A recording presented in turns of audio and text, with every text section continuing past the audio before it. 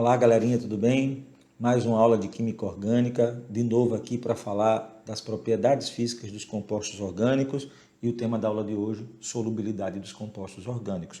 Tema muito importante. Então se liga e acompanha.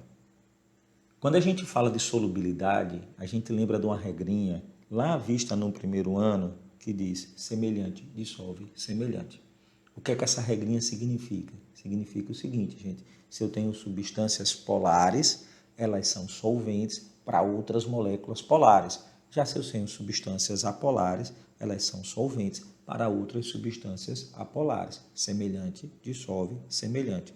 Como principal solvente polar, eu posso citar a água. A água, a gente, inclusive, é chamada por muitos autores de solvente universal. Observe que isso é um exagero. A água não dissolve todo mundo, mas ela é uma excelente substância para dissolver outras substâncias polares, porque a água é fortemente polar. Agora, solventes apolares ou pouco polares, que têm uma polaridade muito baixa, a gente pode citar os hidrocarbonetos, os éteres, os haletos. Observe que éter e haleto não é que elas sejam moléculas apolares, mas elas são de polaridade baixa quando comparada à água. E lembre-se que a gente tem, quando fala em hidrocarbonetos, diversas substâncias, o benzeno, o naftaleno, a gasolina, o querosene, todos esses líquidos, que geralmente são obtidos a partir da destilação do petróleo, constituído basicamente de hidrocarbonetos, funcionam como solventes apolares. Mais uma coisa que a gente quer chamar a atenção para vocês é para o álcool. Porque, veja, gente, o álcool a gente sabe que é polar porque tem o grupo funcional hidroxila. O grupo funcional hidroxila, inclusive com hidrogênio ligado ao oxigênio, é capaz de realizar pontes de hidrogênio. Então, a gente deveria ter, para o álcool, uma grande polaridade. Porém, vamos lembrar aqui de um fato. Álcool é bastante solúvel em água. Inclusive, o álcool que a gente compra é misturado à água. A gente chama de álcool hidratado. Tem diferentes concentrações. Por exemplo, agora a gente fala muito do álcool a 70%. Significa que tem 70% de volume do álcool e só 30% de volume da água. Mas a gente pode misturar o álcool e a água praticamente em qualquer proporção. Agora, esse mesmo álcool, que é solúvel na água, porque é polar, ele também se mistura à gasolina. A gasolina que a gente compra no Brasil, gente, por exemplo, ela tem cerca de 25% de álcool misturado a ela. Mas a gasolina é um hidrocarboneto, uma mistura de hidrocarboneto. A gasolina é apolar. Como é que o álcool, que é uma molécula polar, se mistura à gasolina? É isso que a gente quer que vocês entendam.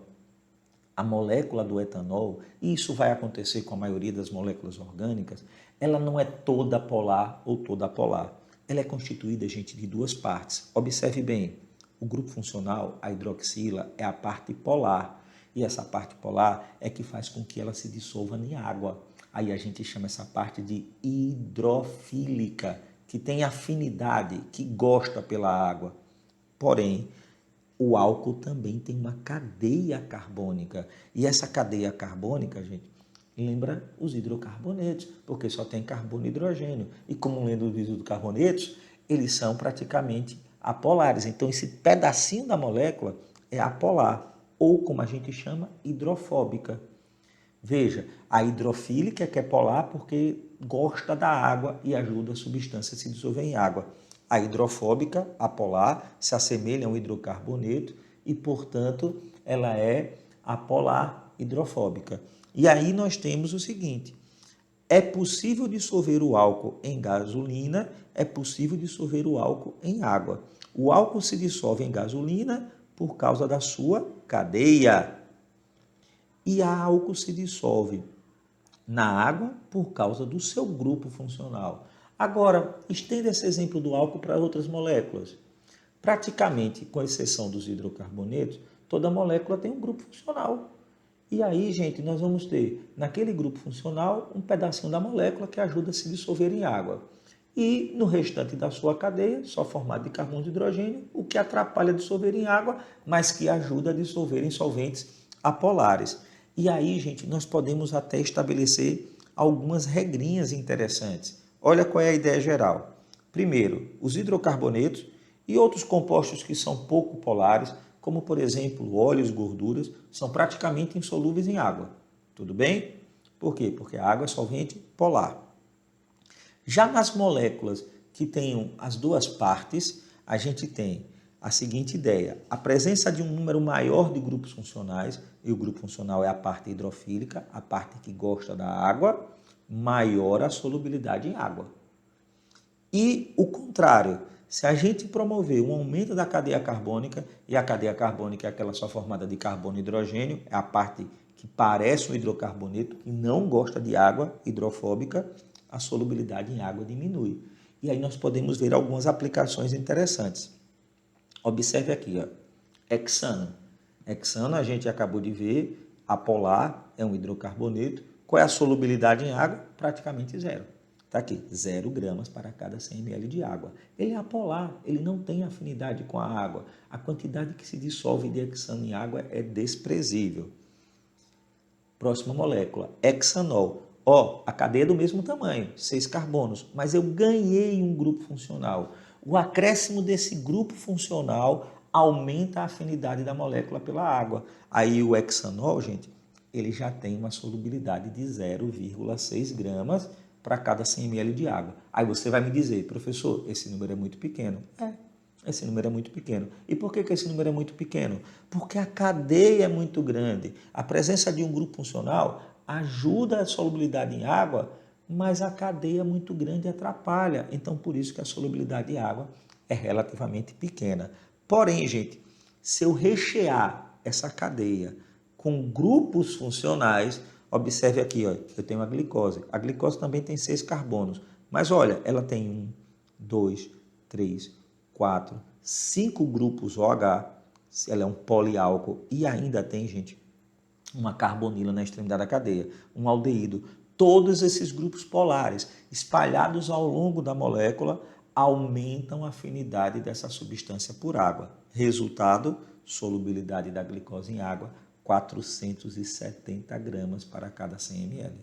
Outra coisa interessante sobre solubilidade: vitaminas. A gente aprende na biologia, e provavelmente vocês memorizam, que existem vitaminas hidrossolúveis e vitaminas lipossolúveis. Vitaminas hidrossolúveis são aquelas vitaminas predominantemente polares e, portanto, que têm afinidade com a água.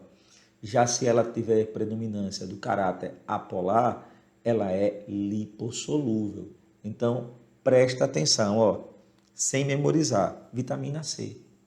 A vitamina C, gente, quando a gente analisa a sua estrutura, eu observo que ela é uma molécula relativamente pequena e com a grande quantidade de grupos funcionais. Ele tem aqui 2 grupos álcoois, 2 grupos enol, ainda tem aqui um grupo éster, que não é tão polar, não é capaz de fazer ligação de hidrogênio, mas que ajuda na polaridade da molécula. Por ter tantos grupos polares espalhados ao longo da sua cadeia, a vitamina C deve ser hidrossolúvel. Já a vitamina A, observe a diferença na estrutura da vitamina A. Essa partezinha toda aqui que está marcada é a cadeia carbônica dela.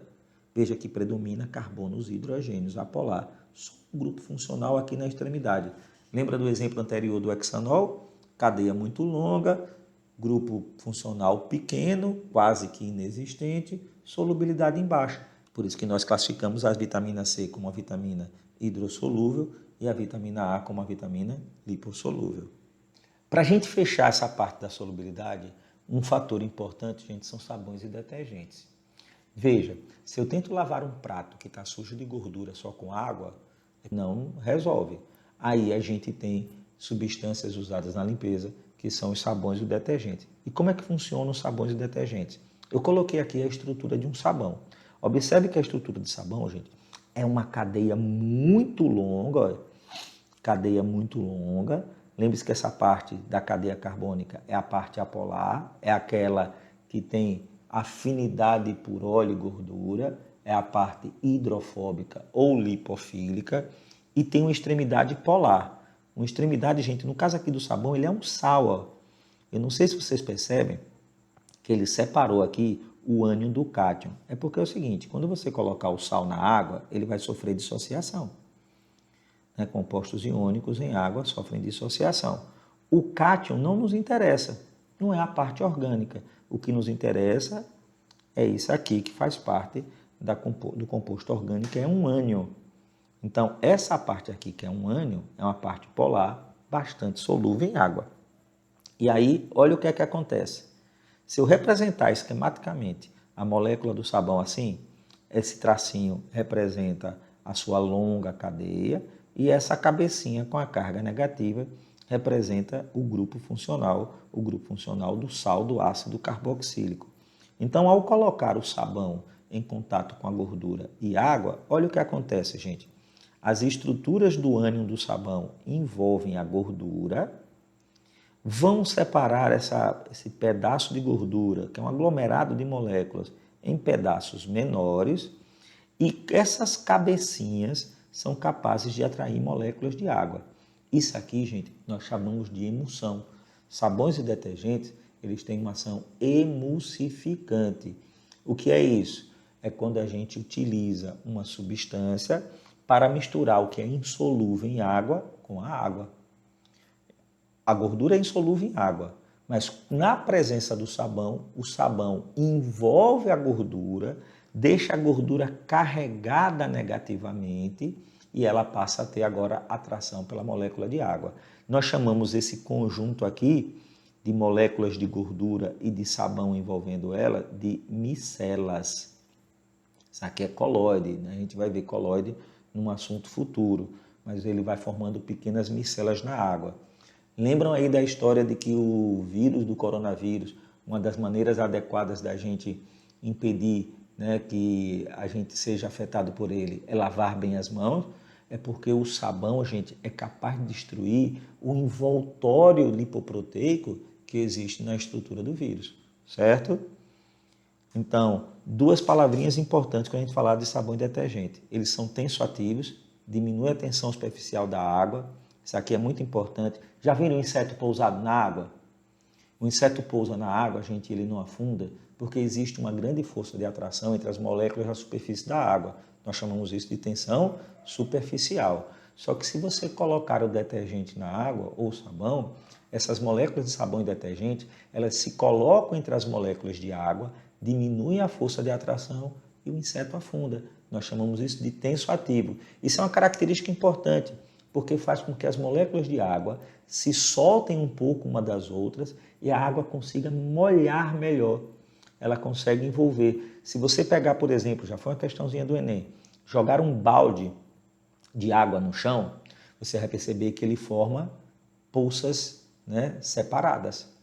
Por quê? Porque as moléculas de água querem ficar juntinhas. Mas se você jogar um balde com água e sabão no chão, veja, não é água pura, agora é água e sabão, a água se espalha de forma mais uniforme. Por quê, professor? Porque o sabão diminui as forças de atração e fazem com que as moléculas de água se espalhem mais, se afastem melhor uma das outras. E a outra coisa que nós falamos é que os sabões eles são emulsificantes ou sulfactantes, que é produzir aquelas micelas, produzir aquelas estruturas em que as moléculas de sabão e detergente envolvem a gordura e ao envolverem a gordura consigam dissolvê-la em água. Finalmente, um tópico aqui complementar, o tipo de força intermolecular em soluções aquosas. Veja, nós podemos dissolver diversos tipos de moléculas na água. Se você dissolve um composto iônico na água, tipo sal de cozinha, Na+, Cl-, o tipo de atração que existe na molécula da água é íon-dipolo. Íon, o cátion ou o ânion, e dipolo, porque a molécula da água é polar.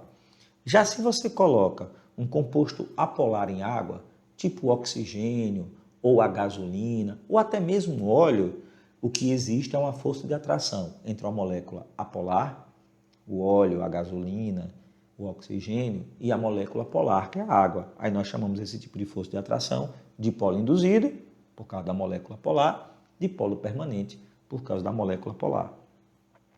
Já que se você coloca um composto polar sem flúor, sem oxigênio e sem nitrogênio, professor, como assim? Se eu coloco, por exemplo, um maleto, clorometano, coloco ele na água, o que acontece é uma força de atração dipolo-dipolo, porque a gente está falando de duas moléculas polares, e a força de atração de duas moléculas polares, dipolo-dipolo. Agora, Se você coloca um composto polar, qualquer um, gente, que tenha flúor, oxigênio ou nitrogênio na sua molécula, com a água, a força de atração é ligação ao ponto de hidrogênio. Importante isso, ó, não é obrigado que esse composto tenha H ligado à FON. Por exemplo, você coloca um éter. O éter tem oxigênio.